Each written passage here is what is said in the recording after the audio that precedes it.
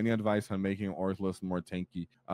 Redundancy, but also not having all your assets exposed. Like if you just, like we were talking about 5 trucks earlier, if you're bringing like 5 trucks, then that means someone's always getting clipped, someone's always getting dissected and losing such. It's not that you're not going to lose things as Orks, because you're always going to lose stuff. Nothing's more tanky. What it is that you have just enough stuff at cheap point cost and values. Well, it's getting harder nowadays, but something like Flash Gits, that's why it's so beloved, or Boyz or Snaggas, which are good for their cost and their battle line. The idea is that it generally takes just a little bit more than the enemy wants to really clean them out. So if you're an Ork player and you're spoon feeding the enemy 2 units at a time every turn, so you're going like, well, turn 1, I'm going to give you a Storm Boy, and then I'm going to put a Grat unit forward. I'm going to stand on this objective, and I'm going to do area denial. Well, the enemy loves that. They're like, cool, bro. I'll just slap that up. Thank you for those 2 units real quick. I don't lose anything. Do that again for me, please. And then the Ork player's like, I guess I'm going to put a Warbiker unit out. I'm going to push a truck forward and try to stage your turn. And then they get it popped, and they get that stuff cleaned up. And then the Ork player's like, no, I got a wall.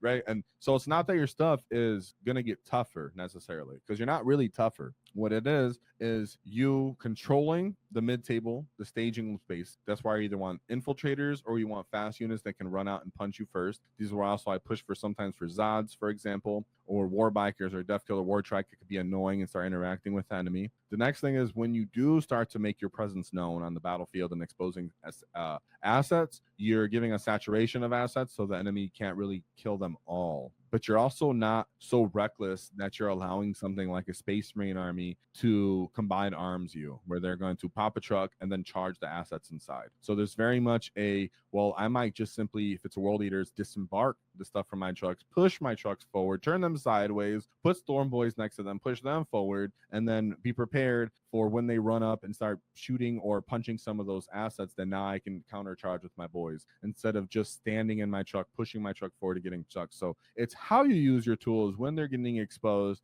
and how you're letting them be interacted with is the durability. You should have so many of them that they don't have enough activations and dice to clean everything up, and you can continue momentum. So don't just spoon feed people, because this is where Ork players have so much issues. They're like, I'm not durable enough. When we're talking about our boy Monday's list right here, who was saying that we might see in the future here on like how we're going to fix his list, he has 1 kill rig on the list. I can't tell you a trick to make your kill rig more tough. What I can do is bring another kill rig and a battle wagon, and now the enemy is generally going to have just enough stuff to kill one of those things and maybe damage the other one. Not to mention you probably have 2 trucks on the list or a truck or 2 on the list. So you're bringing more of the same. That's why if you see like a bully pain boy what we call pain wall for bully boys, there's not a lot of trucks on that list or tough transports. What there is generally is mega knobs coming out of trucks or with mega mech armored bosses, so they have 4 up invul in the shooting, and then they have squig hog boys following around them, or they have bricks of boys. The idea is everything has a feel no pain, everything's a solid moderate threshold of toughness, and everything has an invul. That's the kind of toughness you can also run into if you want stats. So there's stats, and I bring a lot of cheap trucks, vehicles of the same kind of require the same profiles with anti-tank, or that can be elite infantry / squig / stuff like that, or I bring 120 bodies of T5. So it's not like I have this I make this thing hard to kill. It's more of I have all these things that are just hard enough to kill that you'll run out of activations before they're completely dead.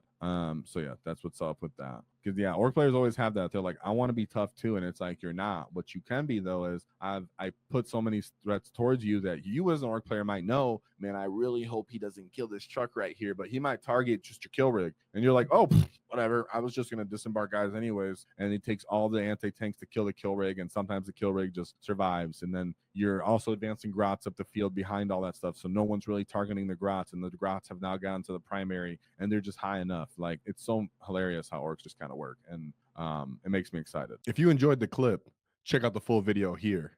If you'd like to see more tactics, click here. Let's get stuck in, lads!